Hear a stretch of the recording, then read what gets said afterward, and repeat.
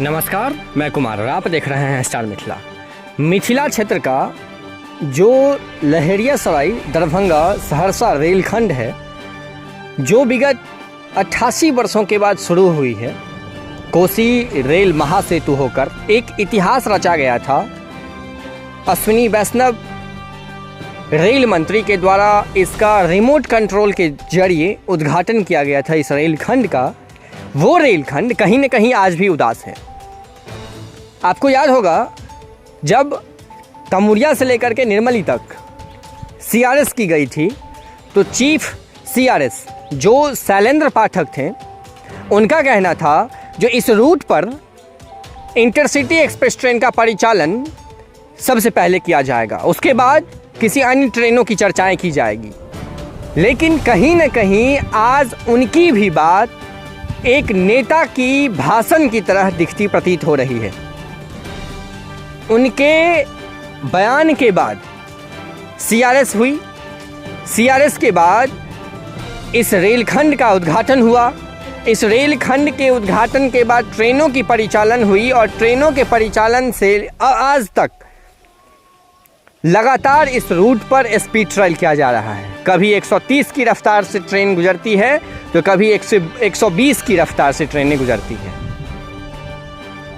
लेकिन आज तक ये नहीं कहा गया इस रेलखंड पर जो एक्सप्रेस ट्रेन का परिचालन कब होगा, इंटरसिटी हो या कोई अन्य एक्सप्रेस ट्रेन हो।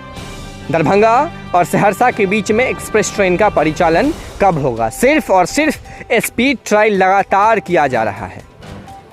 अधिकारियों की निरीक्षण लगातार इस रूट पर जारी है।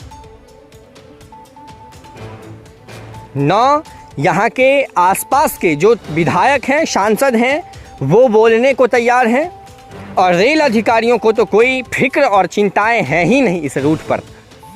न यात्रियों के लिए कोई उचित व्यवस्था तैयार की गई है, और न ट्रेनों की संख्याएं बढ़ाई जा रही है। घटाई जरूर जा रही है ट्रेनों की संख्याएं। आज सावन का महीना शुरू हो गया है और हर क्षेत्र में कहीं न कहीं ट्रेनों की संख्याएं बढ़ाकर सावन स्पेशल ट्रेन जो होता है, श्रावणी मेला स्पेशल ट्रेन, वो बाबा धाम तक दिया जा रहा है, सुल्तानगंज तक दिया जा रहा है। क्या मिथिला का ये रूट, जिस रूट की मैं अभी चर्चा कर रहा हूँ, ये या यहाँ के लोग बाबा धाम नहीं जाते हैं, या फिर ये भाग मिथिला से अलग है, इसीलिए इसे नकारा जा रहा है लगातार अधिकारियों के द्वारा। इस क्षेत्र से, चाहे वो सहरसा हो, सुपौल हो, नरपतगंज हो, या फिर ललितग्राम हो, सरायगढ़ हो, निर्मली हो, घोघरडीहा हो, झंझारपुर हो, इन सारी क्षेत्रों से एक बहुत बड़ी आबादी सुल्तानगंज तक जाती है। खास करके इस महीने में आज पूरे भारतवर्ष में एक श्रावणी स्पेशल ट्रेन चलाया जा रहा है सावन मेला के लिए। लेकिन इस क्षेत्र में कई वर्षों के बाद जहां ट्रेन परिचालन शुरू की गई, लगातार यात्रियों की मांग रही है जो कम से कम एक एक्सप्रेस ट्रेन का परिचालन इस रूट पर दिया जाए। लेकिन आते हैं अधिकारी, नेताओं की तरह भाषण देकर चले जाते हैं, परिणाम कुछ भी नहीं होता।